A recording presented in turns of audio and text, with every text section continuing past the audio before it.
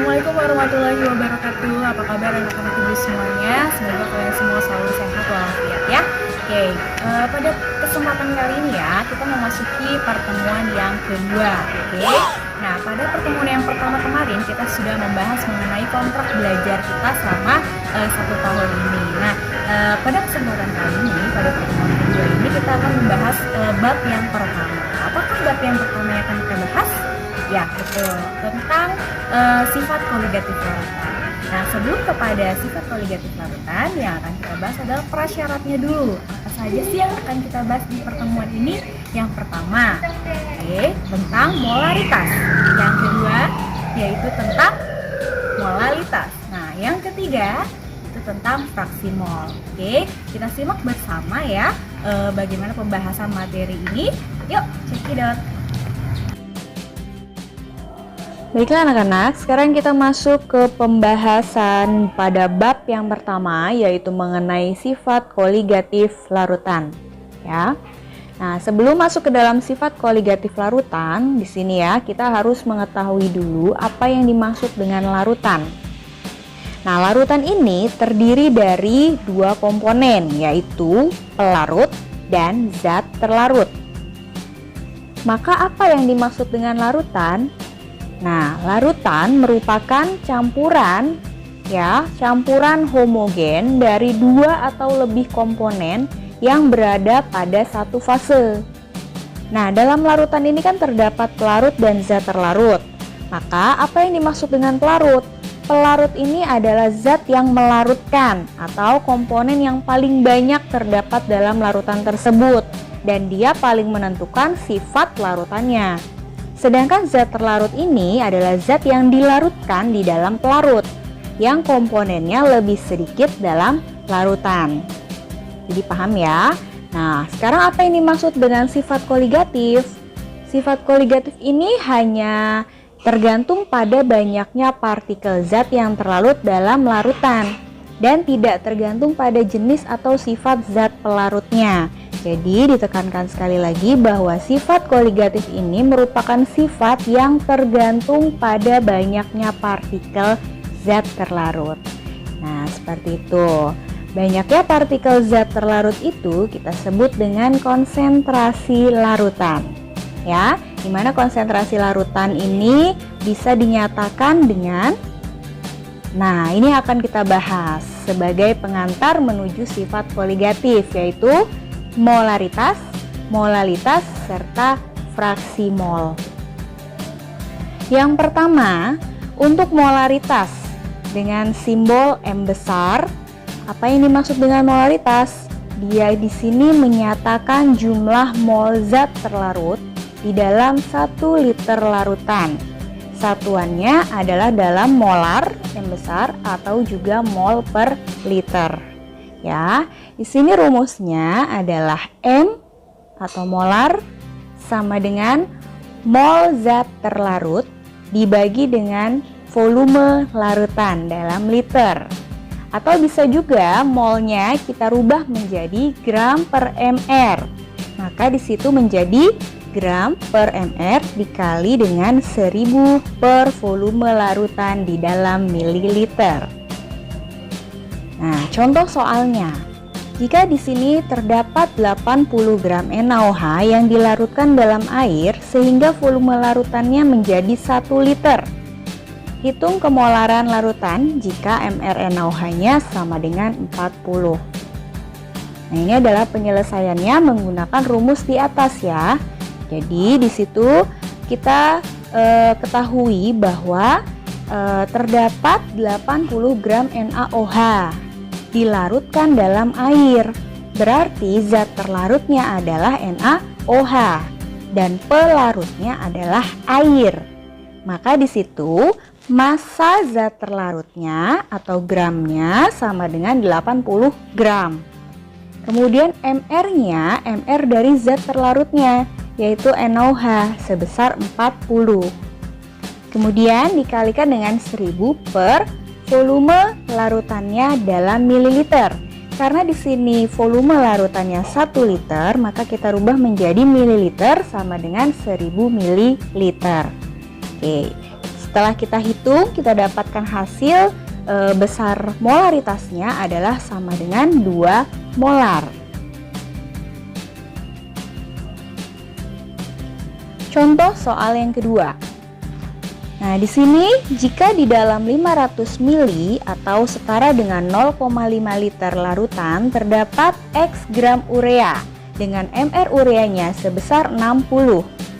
Molaritas larutan adalah 0,2 molar. Nah, tentukan massa urea tersebut. Bagaimana kita menjawabnya? Nah, seperti ini ya. Kita ketahui di situ terdapat volume larutan sebanyak 500 mili. Jelas ya, volume diketahui. Kemudian X gram urea yang dipertanyakan. Berapa massa ureanya? Oke. Kemudian MR ureanya sama dengan 60. Ya, MR urea sama dengan 60. Nah, kemudian molaritasnya atau M besarnya itu sama dengan 0,2 molar. Kemudian tentukan massa urea tersebut. Nah, jawabnya seperti ini ya. Tinggal kita rubah rumusnya menjadi mencari massa.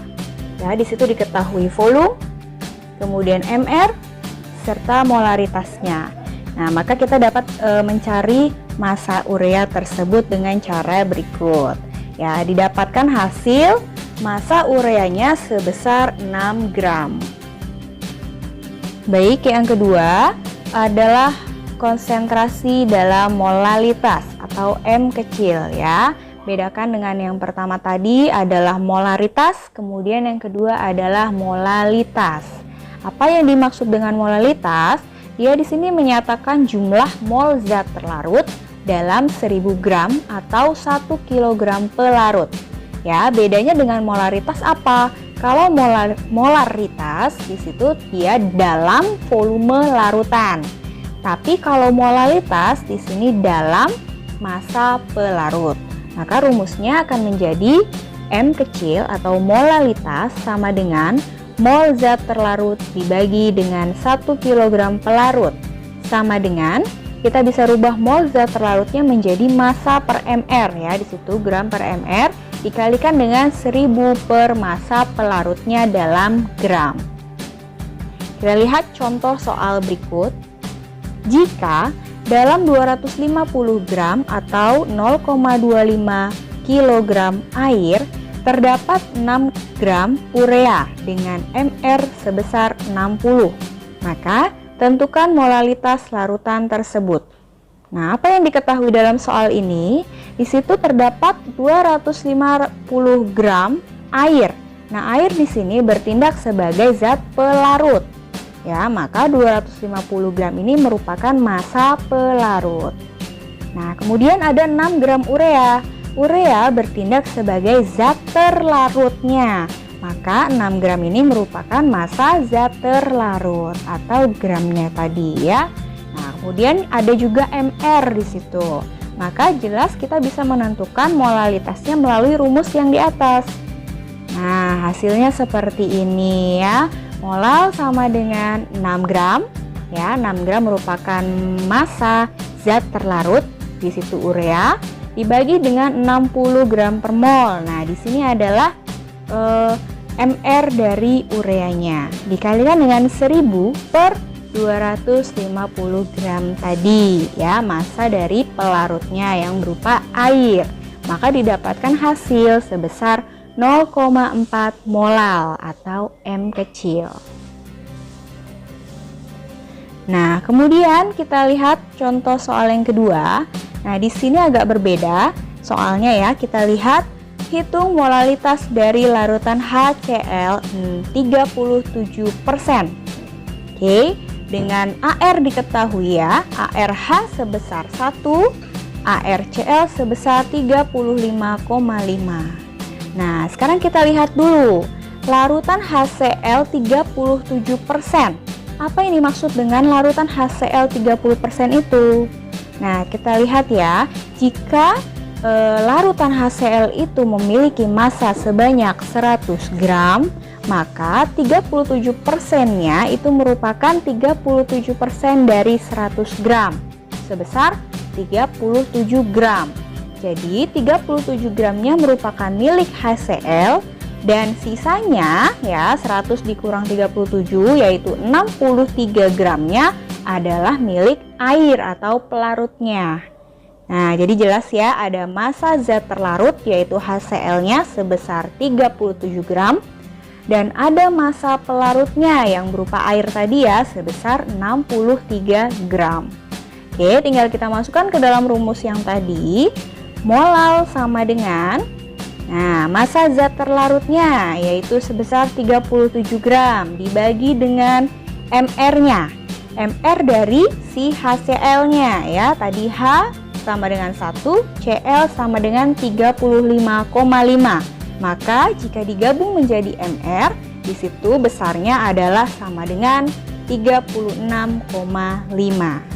Dikali dengan 1000 per 63 gram ya, yang merupakan massa pelarutnya atau massa dari air tadi. Maka didapatkan hasil sama dengan 16,03 molal. Ya, seperti itu ya. Nah, ini yang ketiga ya, yaitu fraksi mol.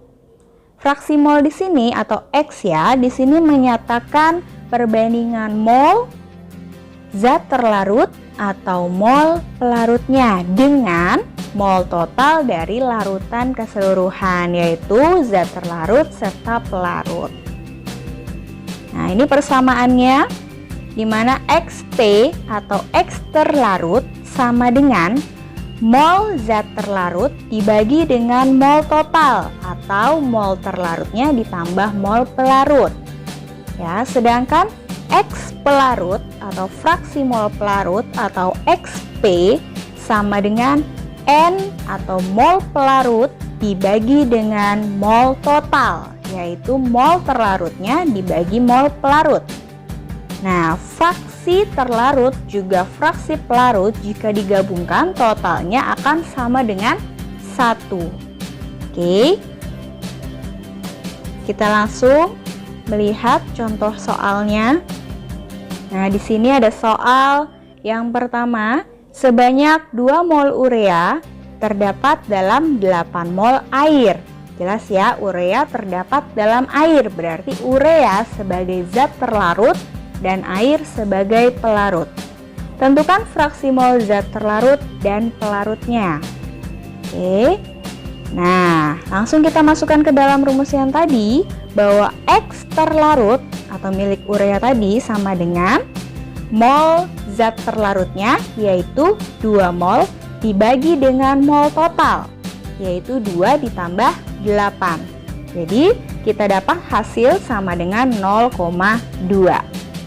Nah, kemudian fraksi atau bagian dari pelarutnya ya, yaitu si air akan sama dengan mol dari pelarut atau airnya yaitu sama dengan 8 dibagi dengan mol total juga yaitu 2 ditambah 8. Maka didapatkan hasil sama dengan 0,8. Oke, kita lihat contoh yang kedua di sini. Tentukan fraksi mol urea 10% dengan mR urea sama dengan 60 dalam pelarut air murni. mR air diketahui sebesar 18. Nah, ini sama dengan yang tadi ya. Kalau diketahui di situ urea sebesar 10%, maka 10 gramnya merupakan urea dan sisanya yaitu 90 gramnya merupakan air. Jelas ya? Nah, sekarang kita tentukan fraksi molnya. Fraksi mol terlarut atau XP sama dengan, nah, karena di sini masih berupa massa dan mR ya, maka harus kita rubah dulu massa dan mR ini ke dalam mol. Bagaimana caranya? Mol sama dengan massa dibagi mR. Maka di situ mol terlarutnya sama dengan massanya yaitu 10 gram dibagi dengan mR ureanya 60. Dibagi dengan 10 per 60 ditambah ya, untuk airnya 90 gram tadi dibagi dengan mR air 18. Oke, jadi didapatkan hasil 0,03. Kemudian fraksi mol pelarut atau airnya akan sama dengan, nah tinggal dirubah ya, yang atasnya merupakan mol pelarut. Jadi massa air dibagi mR air, yaitu 90 dibagi 18. Kemudian dibagi dengan, nah ini total ya, mol antara pelarut dan zat terlarutnya. Maka di situ sama ya, 10/60 ditambah dengan 90/18. Maka didapatkan hasil sebesar 0,97. Seperti itu. Oke, anak-anakku, silakan kalian pahami dulu apa yang telah Ibu sampaikan. Bagi yang kurang mengerti bisa ditanyakan pada kelas kita ya, dalam Google Classroom.